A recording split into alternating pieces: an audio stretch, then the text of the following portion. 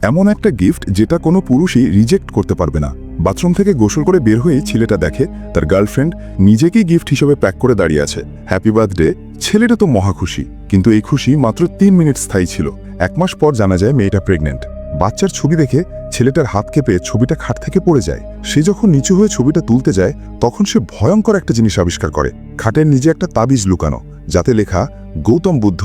এরপর সে বালিশের কাভারের ভিতরেও একই রকম তাবিজ খুঁজে পায়। শুধু তাই না, সোফার কুশনের নিচে, জাজিমের তলায়, টি টেবিলের পেছনে, সব জায়গায় তাবিজ আর তাবিজ। সে প্রায় 1000-এর বেশি তাবিজ খুঁজে বের করে। নিজের গার্লফ্রেন্ড কি কোনো জাদুকর নাকি? সে কি তাকে মেরে ফেলতে চায়? কেন এমনটা হলো চলুন জেনে নেওয়া যাক। গল্প শুরু হয় আহবে নামের একটা ছেলেকে দিয়ে। আহবে বই এক্সচেঞ্জ করার একটা গ্রুপের মাধ্যমে অদ্ভুত এক মেয়ের সাথে পরিচিত হয়। মেয়েটার নাম বাই জিয়াকি। দেখতে খুবই সুন্দর আর মায়াবী। আহবের মতো ছেলের পক্ষে এমন মেয়ের প্রেমে পড়াটাই স্বাভাবিক। আহবে মেয়েটার সাথে দেখা করার সুযোগ খুঁজতে থাকে। সে জিয়াকির সোশ্যাল মিডিয়া ঘেঁটে দেখে তার কি পছন্দ। সেই অনুযায়ী সে অনেকগুলো নতুন বই কেনে। তার প্ল্যান কাজে দেয়। একটা বই জিয়াকির খুব পছন্দ হয়। এই বই আদান প্রদান করতে গিয়েই তাদের মধ্যে কথাবার্তা শুরু হয় এবং ধীরে ধীরে তারা একে অপরের প্রেমে পড়ে যায়। কিন্তু রিলেশনে যাওয়ার পর আহবে আবিষ্কার করে জিয়াকির অনেক অদ্ভুত নিয়ম আর বাতিক আছে। প্রথমত, সে মাংস খায় না, পুরোপুরি নিরামিষভোজী। এটা অবশ্য মেনে নেওয়া যায়, এতে স্বাস্থ্যও ভালো থাকে আর খরচও বাঁচে। এছাড়া জিয়াকির হার্টের সমস্যা আছে, তাই সে বেশি ধকল নিতে পারে না। কথায় কথায় তাকে হাসপাতালে দৌড়াতে হয়।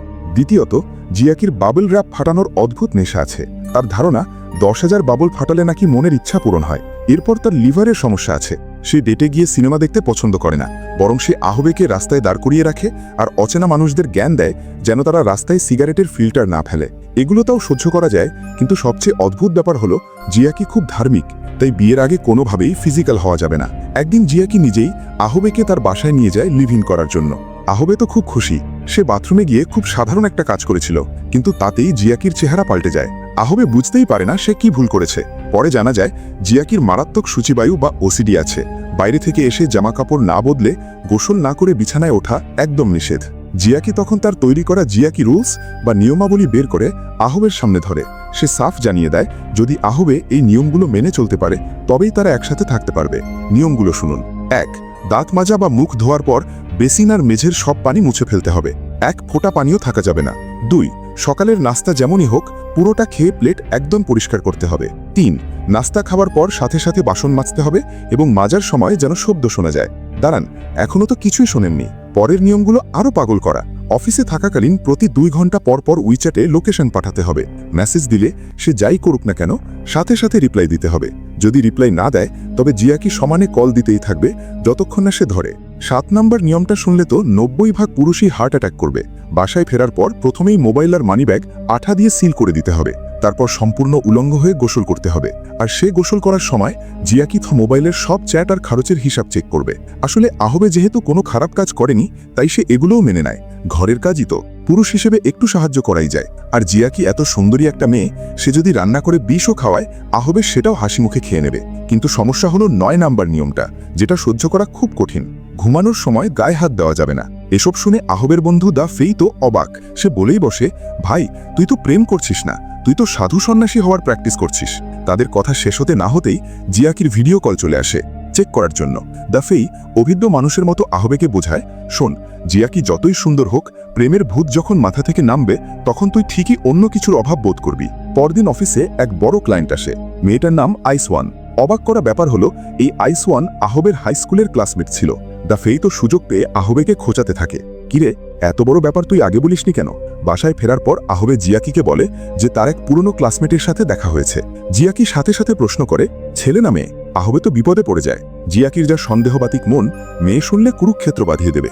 জিয়াকি আবার জিজ্ঞাসা করে, সুন্দরী? আহবে আমতা আমতা করে বলে, মোটামুটি। জিয়াকি রেটিং দিতে বলে। আহবে ভয়ে ভয়ে বলে, 5-এ 5। জিয়াকি আবার জেরা করে, নাম্বার নিয়েছো? আহবে বলে, না না, শুধু বিজনেস কার্ড এক্সচেঞ্জ হয়েছে। আহবে বোকা নয়, সে চ্যাট ডিলিট করে দিয়েছিল, কিন্তু সে একটা বিশাল ভুল করে ফেলে। পকেটে থাকা খাওয়ার বিলের কাগজটা সরাতে ভুলে যায়। বিলে দেখা যায় সে দা ফেই বারবিকিউ খেয়েছে। ব্যাস, জিয়াকি কান্নাকাটি শুরু করে দেয়। তার কথা হলো, তুমি নিশ্চয়ই আমার রান্না পছন্দ করো না, তাই বাইরে খেয়েছো, আমি মরে গেলেই ভালো হতো। আহবে তাকে অনেক বুঝিয়ে শান্ত করে। পরদিন অফিসে আইসওয়ান আহবেকে ফ্লার্টিং করে মেসেজ পাঠায়। সে আহবেকে জিজ্ঞেস করে, তুমি কি এখনো আমাকে পছন্দ করো? পুরনো ক্রাশের কাছ থেকে এমন মেসেজ পেয়ে আহুয়ের মাথা ঘুরে যায়। এরপর আইসওয়ান জানায় তার মন খারাপ, সে রাতে কারোর সাথে কথা বলতে চায়। এটা ছিল সরাসরি একটা অফার। এখন আহুয়ের সামনে দুটো রাস্তা, এক জিয়াকির কাছে মিথ্যা বলা, দুই আইসওয়ানকে ব্লক করে দেওয়া। অনেক ভেবেচিন্তে আহুয়ে মিথ্যার পথটাই বেছে নেয়। আসলে এই রিলেশনে মানুষ অনেক সময় জেনে শুনেই ভুলটা করে। আহুয়ে জিয়াকিকে জানায় সে রাতে দা ফেইয়ের বাসায় যাবে। এরপর সে তার ফোনটা দা ফেইয়ের কাছে দিয়ে দেয় যাতে লোকেশন ঠিক দেখায়। দা ফেই জিজ্ঞেস করে সে যদি ফোন করে, আহুয়ে বলে তুই কিছু একটা বানিয়ে ম্যানেজ করে নিস। আহুয়ে যখন নদীর পারে আইসওয়ানের পাশে গিয়ে বসে, ততক্ষণে তার পরকীয়া প্রায় নিশ্চিত হয়ে গেছে। আইসওয়ান তার মনের কথা খুলে বলে সে জানে তার বয়ফ্রেন্ডের সাথে 8 বছরের সম্পর্ক, এখন আর কোনো উত্তেজনা নেই, সব একঘেয়ে লাগে। বিয়ের পর জীবনটা বোরিং হয়ে যাবে এই ভয়ে সে আছে। সে বলে মনে হয় প্রতিদিন একই জীবন কাটাচ্ছি, অফিস, বাসা, খাওয়া, ঘুমানো। মুখে বলি আমরা একে অপরকে স্পেস দিচ্ছি, কিন্তু আসলে আমরা কেউ কাউকে আর কেয়ার করি না। এই কথাগুলো আহুয়ের মনে ধরে যায়। তার মনে হয় আইসওয়ান কি তার সাথে আবার নতুন করে কিছু শুরু করতে চাইছে। অনেকক্ষণ গল্প করার পর তারা বিদায় নেয়। ঠিক তখনই আইসওয়ান কল দেয় দা ফেইয়ের কাছে রাখা ফোনে। দা ফেই বলে আহুয়ে বাথরুমে গেছে। আইসওয়ান শুধু হুঁ বলে ফোন কেটে দেয়। আহুয়ে ভয়ে ভয়ে চোরের মতো বাসায় ঢোকে যাতে জিয়াকির ঘুম না ভাঙে, কিন্তু জিয়াকি ঘুমায় নে। সে দরজার ফাঁক দিয়ে আহুয়ের দিকে তাকিয়েছিল। সে জিজ্ঞেস করে তুমি কোথায় ছিলে? আহুয়ে বলে দা ফেইয়ের বাসায়। জিয়াকি বলে মিথ্যা বলবে না, একবার বিশ্বাস ভাঙলে আর থামানো যায় না। এরপর থেকে আহুয়ে আর আইসওয়ান পুরো দমে ডেটিং শুরু করে দেয়। তারা তাইপে নাইট মার্কেটে ঘুরে বেড়ায়, যা খুশি তাই খায়। আইসওয়ানের সাথে থাকলে আহুয়ের খুব হালকা লাগে, কোনো নিয়ম নেই, কোনো প্যারা নেই। আর আইসওয়ানের যা ফিগার, তাতে আহুয়ের মাথা ঠিক থাকারও কথা নয়। সে আইসওয়ানের প্রেমে হাবুডুবু খেতে থাকে।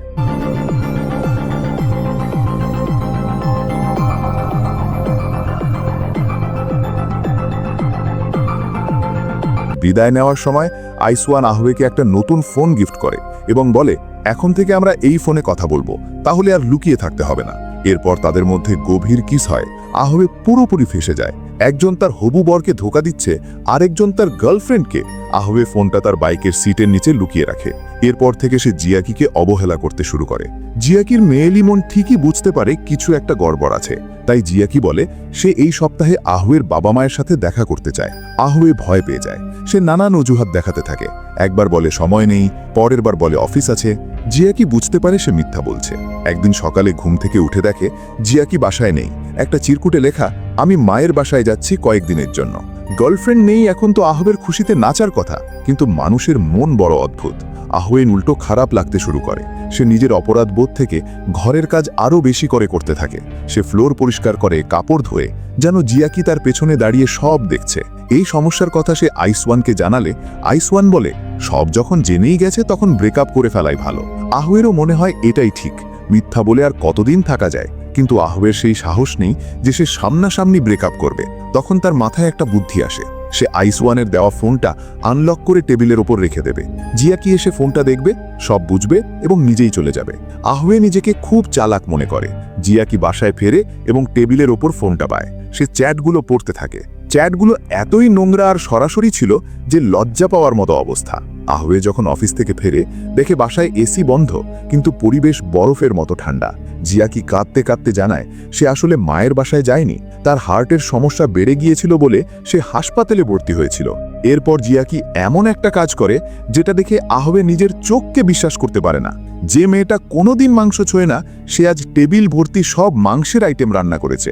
জিয়াকি নিজের নিয়ম ভেঙে আহুয়ের জন্যই কাজ করেছে। এই দৃশ্য দেখে আহুয়ে পুরাই থ হয়ে যায়। সে বুঝতেই পারে না এখন তার কি করা উচিত।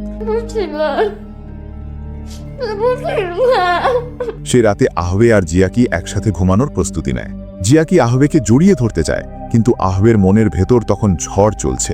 সে হাতটা সরিয়ে নেয় আর উল্টো দিকে ঘুরে শুয়ে পড়ে। কিছুক্ষণ পরেই আহুয়ে নিজেকে আবিষ্কার করে অদ্ভুত এক জাদুকরী দুনিয়ায়।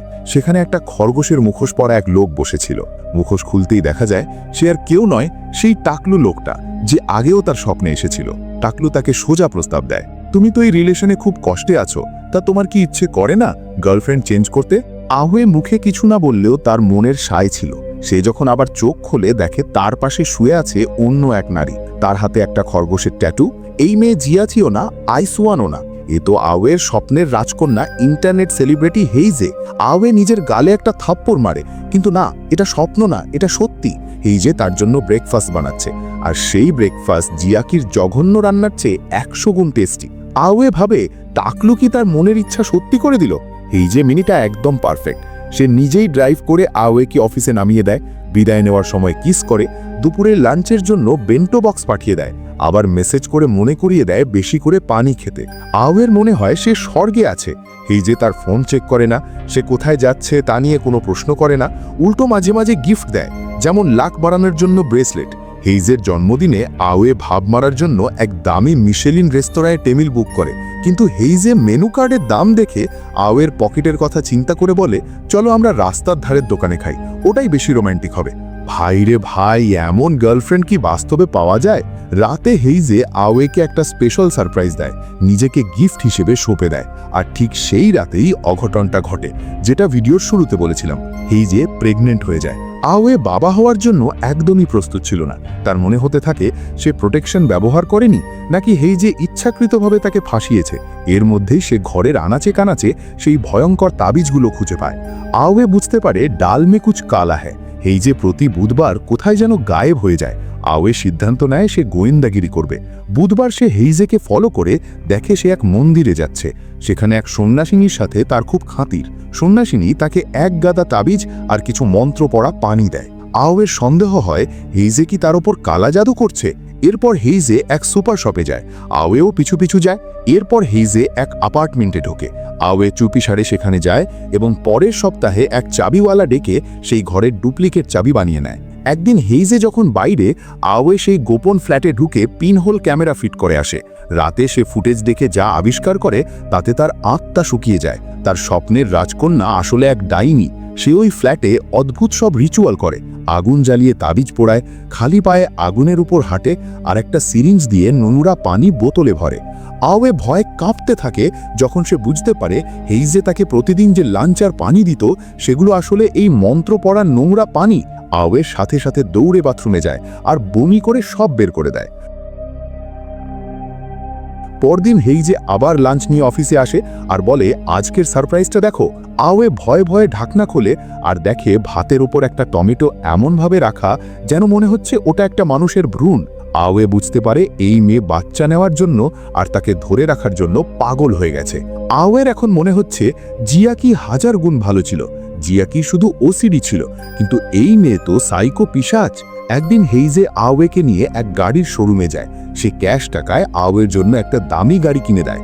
শোরুমে হঠাৎ আওয়ে সেই টাকলু লোকটাকে দেখতে পায়, আর তার পাশেই দাঁড়িয়ে আছে জিয়াকি। কিন্তু জিয়াকির সাথে অন্য একটা ছেলে। তারা খুব খুশি।